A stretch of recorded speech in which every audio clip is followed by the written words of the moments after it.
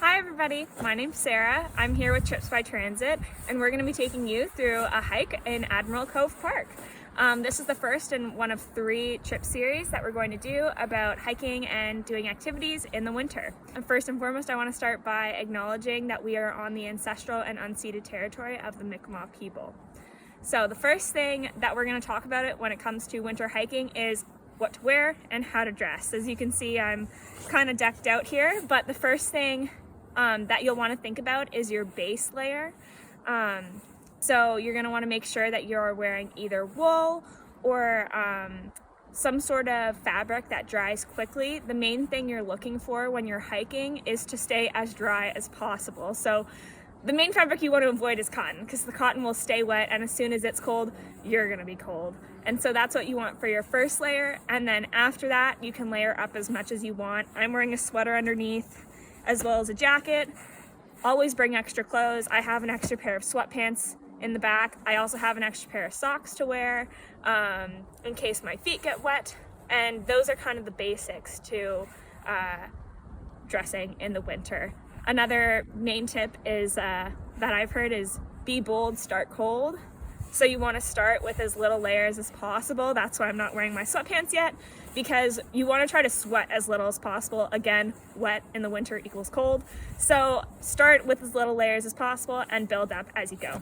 So we're at the first lookout of our hike in Admiral Cove Park, and I thought now would be a great time to talk about the importance of hydration and making sure you have enough nutrients while you hike in the winter. So I think you often underestimate, or it's easy to underestimate, how much energy your body is using when you're hiking in the winter, because you don't feel hot and you don't feel sweaty.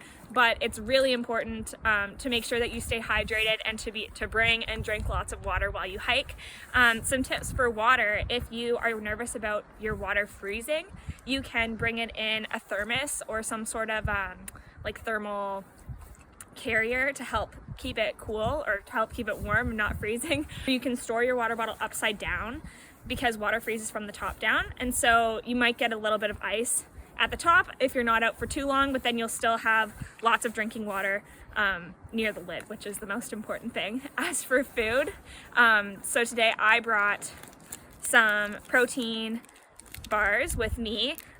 You really want to make sure that you're bringing food that is high in fat, because fat has a lower freezing temperature, so you're a lot more likely to be able to actually chew the food once you go in to eat it. So nuts are also really great to bring, and overall you just want to make sure that you are getting enough energy and are staying hydrated to make sure that you are not totally exhausting yourself throughout your hike. We are at our last lookout of this trip, and I thought we could talk about some other gadgets that you can bring with you and just some general tips and tricks for hiking in the winter. So I have a flashlight here with me. In the winter, it's important to remember that your daylight hours are limited, so especially if you're going to be starting a hike anytime in the afternoon, it's really important to bring a flashlight with you with fresh batteries to make sure that if you get caught after dark, you can at least see. Another great thing to do is for your phone, to make sure your battery doesn't die, is keep it close to you. So I tend to keep mine in my second or inside layer to make sure that it's well protected, because your battery will die if it's cold, which is extra bad if you're also using your phone as a flashlight or navigation system. Another thing that you can do is bring a portable charger or power bank so that you can charge your phone in case it does die.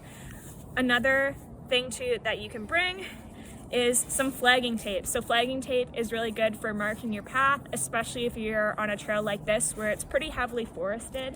If it's snowing and your trail gets buried behind you, you don't want to be lost and not know where you are. So this flagging tape is really great for that. You just want to make sure that when you flag, you're flagging it on trees that are approximately eye level so that you don't have to be looking all over to find it. And you want to make sure that when you're flagging, you can see your last flag from where you put your next flag, so you can make sure on your way back you'll have a clear path. This is a demonstration of marking or flagging. We're about to hit a turn from where we were last time, and I can see my last flag. So I will mark this tree right here. That's about eye level. Make sure on my way back I can see it as a fork in the road, or as a turning point. All right, thank you guys for coming along on our hike in Admiral Cove Park. We finished up just as the snow is starting. If you want to go and hike Admiral Cove Park, before you go, you should know that it's about medium to hard difficulty. The path is fairly rugged and there's lots of hills, so just be wary of that, but it's about 2 kilometers and it's a great little break if you're looking for one to get outside. Make sure that you follow us on Instagram and Facebook so that you can keep up with the other videos in our winter hike series that will be coming up in the next month.